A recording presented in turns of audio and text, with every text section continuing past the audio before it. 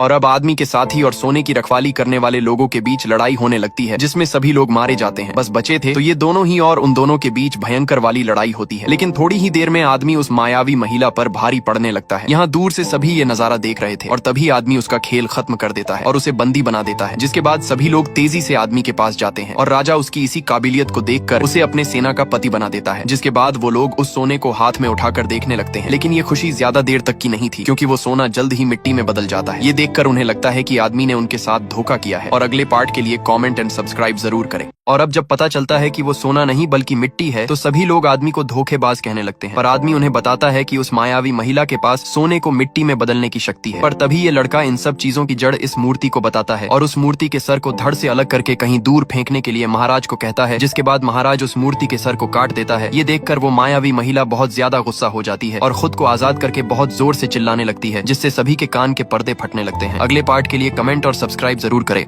उस मायावी महिला के जोर से चिल्लाने के कारण सभी के कान के पर्दे फटने लगते हैं। लेकिन तभी आदमी बहुत ही सावधानी के साथ उस मायावी महिला के पेट पर तलवार चला देता है, जिस वजह से उसके पेट से बहुत सारा लाल सोस निकलने लगता है। और जहाँ जहाँ पर भी वो सोस गिरा था तो वहाँ की चीज शुद्ध सोने में बदल गई थी। ये देखकर महाराज बहुत ज्यादा खुश हो जाता है और इस तरह से कहानी सुनते सुनते सभी लोग सो जाते हैं। लेकिन जब सब सो रहे थे कि तभी कोई उनकी फसल पर जलती हुई मसाल फेंकने लगता है, जिस वजह से उनकी सालों की मेहनत बर्बाद हो जाती है। और तभी अगली सुबह वहाँ पर कुछ सरकारी कर्मचारी आते हैं, पर वो लोग आदमी मदद करने के बजाय उल्टा उसी से बहुत सारा टैक्स भरने के लिए कहते हैं, जिससे गुस्सा होकर वो बहुत ज्यादा गुस्सा हो जाता है। पर ब्रिटिश सरकार के आगे आदमी हार जाता है। लेकिन काम करने के बाद जब सभी खाना खा रहे थे कि तभी अगले पार्ट के लिए कमेंट और सब्सक्राइब जरूर करें।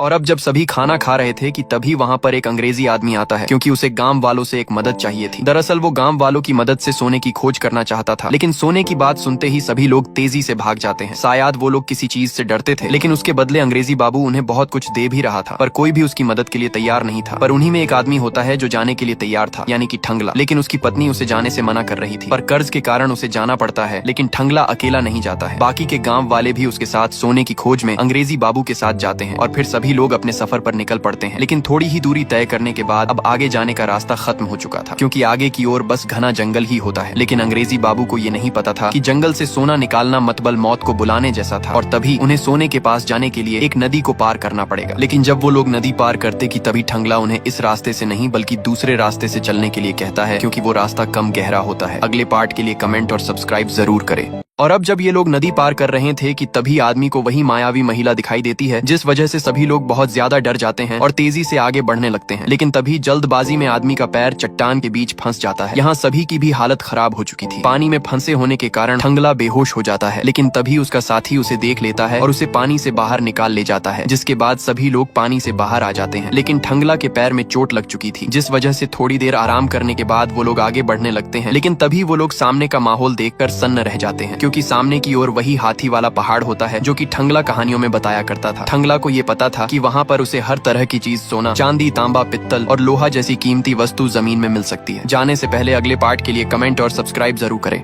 और अब उसी जगह रात को आराम करने के बाद अगली सुबह जब सभी सोने की खोज कर रहे थे कि तभी एक आदमी एक मोर पकड़ कर लाता है और ये दावा करता है कि जहाँ पर भी मोर उड़कर बैठेगा तो वहाँ पर हमें सोना मिलेगा। लेकिन जब बहुत देर तक खुदाई की जाती है तो उन्हें वहाँ पर कुछ भी नहीं मिलता है। जिसके बाद वो लोग पीले फूलों के पास खुदाई करते हैं, क्योंकि उन्हें लग रहा था कि शायद वहाँ पर सोना मिले, पर कुछ भी फायदा नहीं होता है। वो लोग हर जगह खुदाई कर लेते हैं और खाने के लिए भी वो लोग शिकार के साथ मछलियाँ भी पकड़ रहे थे। लेकिन किसी को कुछ भी समझ नहीं आ रहा था कि सोना उन्हें कहाँ पर मिलेगा। और तभी जब ये लोग आगे बढ़ रहे थे कि तभी उन्हें एक सुरंग दिखाई देती है। सबको लग रहा था कि ये सोने तक जाने वाली सुरंग है, पर ठंगला उन्हें बताता है कि ये बिजली गिरने के कारण हुआ है। पर ठंगला के लाख मना करने पर भी वो लोग उस सुरंग में गोता लगाते हैं। पर तभी कुछ ऐसा होता है कि अगले पार्ट के लिए कमेंट और सब्सक्राइब जरूर करें।